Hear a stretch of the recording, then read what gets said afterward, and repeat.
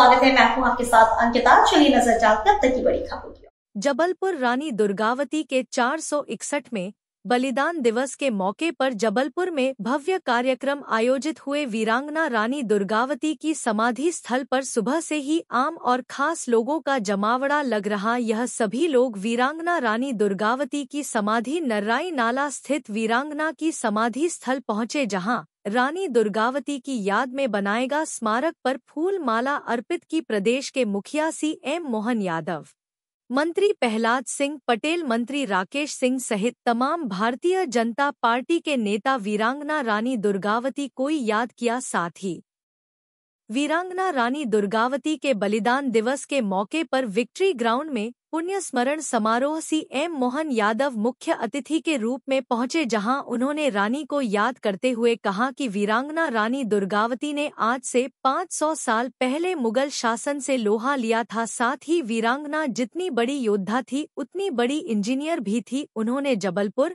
मंडला सहित कई जिलों में ताल तलैया बनाई है जो आज भी उनकी याद दिलाते हैं। साथ ही CM मोहन यादव नए मंत्री राकेश सिंह की मांग को स्वीकार करते हुए कहा कि जल्द ही जबलपुर एयरपोर्ट और फ्लावर का नाम रानी दुर्गावती के नाम पर रखा जाएगा। इसके इतिहास में 500 वर्ष पहले एक ऐसी साम्राज्ञी हमारी वीरांगना भारत की सुपुत्री पैदा हुई, जिसने न केवल भारत का मान बढ़ाया बल्कि इस गोंडवाना राज्य के नाम की भी 4 चांद लगा करके इतिहास में वो अमर हो गई। 16 साल के शासन काल में जिनके शासन के माध्यम से आज भी जन जन में वो लोगों के हृदय के अंदर अपना स्थान रखती है।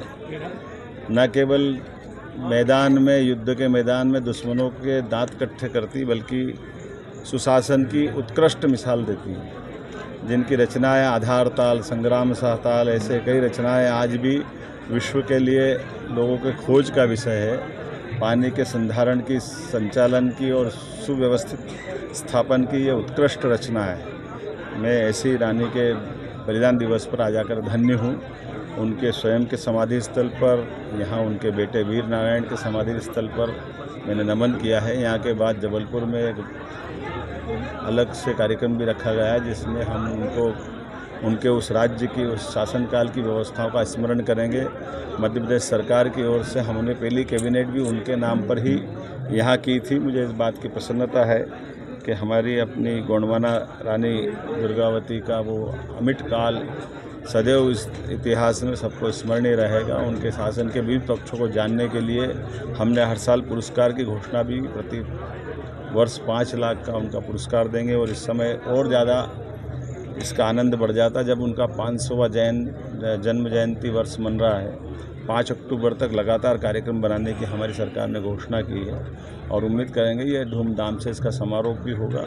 लेकिन आज पुण्य स्मरण उनका बलिदान दिवस पर करते हुए मेरे साथ मंत्री माननीय राकेश सिंह जी, माननीय मंत्री विजय शाह जी, यहाँ के विधायक इंदु तिवारी जी, जिला अध्यक्ष, यहाँ के बरगी के विधायक जी, सारे मित्रों के साथ आज समूचा संभ्रांत मंडल हमारा इस पूरे कार्यक्रम में शामिल हुआ है। बड़ी संख्या में हमारे स्थानीय नागरिकगण भी शामिल हुए हैं और उम्मीद करेंगे ये तीर्थ को पूरे देश और दुनिया के सामने लेकर आए, इसमें सरकार काम करेगी। मेरी अपनी ओर से पुनः आदरांजलि रानी दुर्गावती जी के बलिदान दिवस स्मारक के लिए।